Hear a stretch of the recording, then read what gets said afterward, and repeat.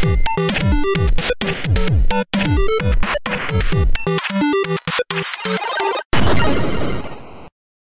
lot of the games that I want to play come from watching stuff like GameSack. This week's game, Heavenly Guardian, is one such game. I saw them playing it on an episode, and Dave really enjoyed it. He did go on to say that a lot of the internet hates the game for some reason. So, which side do I belong on? Well, in Heavenly Guardian, you play as a snow goddess named Sayuki. The story goes that she watches over a village and hangs out there occasionally, and one day, a boy she likes gets cursed. Now she sets out to defeat a bunch of monsters and get ingredients to remove this curse. Sure, it's a typical old school story that means pretty much nothing, but at least the story exists. The game plays as a twin-stick shooter of sorts, just without the twin sticks. The game uses the Wiimote and Nunchuck. The stick on the Nunchuck controls Sayuki, and the Wiimote is used to aim and shoot. Actually, there are two ways to target your threats. You can use the Wiimote to aim, for some reason called the Flame End mode, or you can switch to Z targeting, which makes Sayuki fire her shots in the direction that she's aiming. You can then press Z to engage this manual targeting mode, but honestly, I couldn't get this to work properly, as the target mode HUD would show on the screen for a split second and then disappear. I don't know, maybe it was just my Wiimote acting stupid. It's definitely possible. And I've even tried a few controllers, both third-party and official Nintendo branded. I must also note that neither of these targeting modes are explained, either in-game or in the manual. I just had to try them out in-game to see which one worked better. And no, of course you can't access the options menu while in-game to swap between them if you don't like the one you chose. In fact, you have to reset the entire game to change that. The game itself plays okay.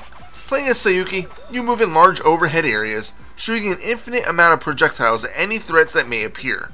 According to multiple sources online, this was a spiritual successor of sorts to the Pocky and Rocky games. And nope, I've never played either of them. The whole point of each stage is to simply make it to the end alive, and then defeat the boss. Simple enough. There are checkpoints littered throughout the stage, just in case you do die. There are also a few different weapons that you can find and grab. You'll see colored gems that get dropped from both enemies, and treasure chests that you blast open. Each time you collect a gem of the same color that you already have equipped, it will power up by 1, up to a level of 5. Grabbing another gem will simply change to the different weapon. I can't conclusively say that the power level of the weapon gets passed to the new weapon, but it did seem that way. Just don't take that as set in stone. Unless I'm right, as then you can. Anywho, the weapons are a straight shot that gets faster with a longer range, a 3-way, which is my preferred weapon due to the area that I can defeat, a weak homing shot, and a bomb that is slow with few shots that can be on the screen at one time, but the explosions when it strikes an enemy are powerful enough to do damage to other enemies as well. Personally, I found the homing shot and bomb way too slow to be useful, so I would take the straight shots over them. So far the game seems decent enough, right? Well, now we go to the worst part of the game, the controls. It's a Wii game, so of course motion controls are on by default, which is that Flame In mode. I found the motion controls to be way too fidgety to be of any accuracy, and obviously when a bunch of enemies are coming your way, inaccurate targeting is gonna be your downfall. Since you will probably get overwhelmed at some point, you do get access to an evasion maneuver, in which Sayuki morphs into a snowball and rolls a short distance in the direction that she's facing. However, in some of the more, shall we say, frantic areas, it can be difficult to go the way that you intended. The Nunchuck's joystick just isn't as comfortable as a normal directional pad, and I often found myself accidentally rolling into a threat instead of away from it. It really would have been nice to be able to use the standard Wiimote D-pad to move and the Nunchuck to aim. There is also a special attack that you can use by flicking the Wiimote. By doing this, you will consume 25 snowballs, of which are often dropped by fallen enemies.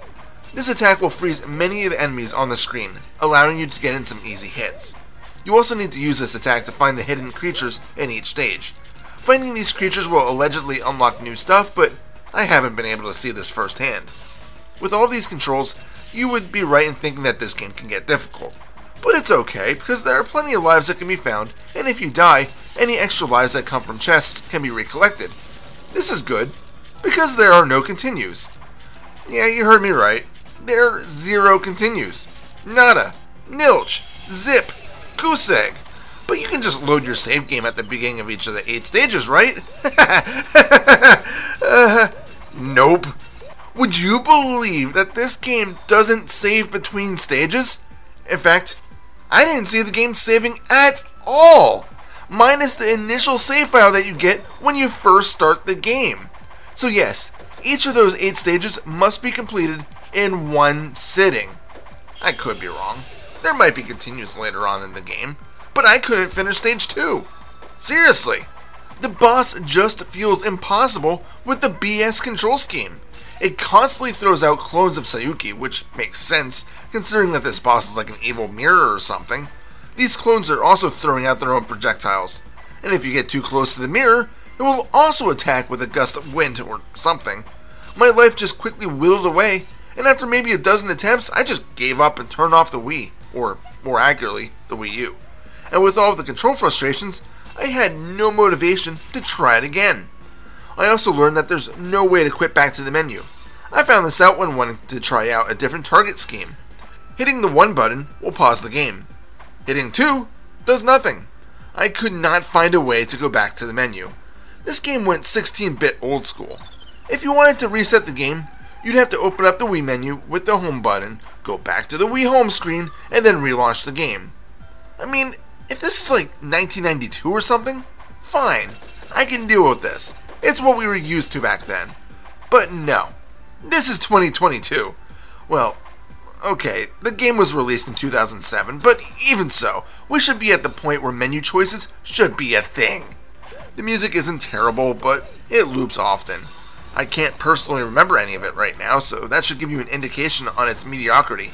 The sounds from your shots can be fairly high-pitched, and the sirens that you find in the frozen creeks have some odd sound effects when they sing at you. And why are there sirens in frozen creeks again? At least the graphics look amazing. In fact, the visuals are probably the strongest point of the game. They're colorful, crisp, and look pretty good. The text, however, has a very low budget look, and this especially applies to the text shown during the story reveal. This font belongs in an early 2000s MMORPG, not a console game. This just goes to show, though, that graphics don't mean crap if the game plays like crap. And that's, unfortunately, what I have to call the game. Crap. It shouldn't be. It has a lot of promise. The gameplay would be solid if it wasn't for the Wii's forced motion control / nunchuck movement. Push this game out to PS2, and it probably would have played much, much better. Wait, it did get released on PS2? Okay, I'm gonna have to get myself a copy to see if it plays any better. As for the question I posed at the beginning of this review, to which camp I belong to? Well, if my review indicated anything, I'm part of the hater camp. If anyone has played the PS2 version, let me know if it's any better. Final score? 3 out of 7. This is Reaper. Happy fragging.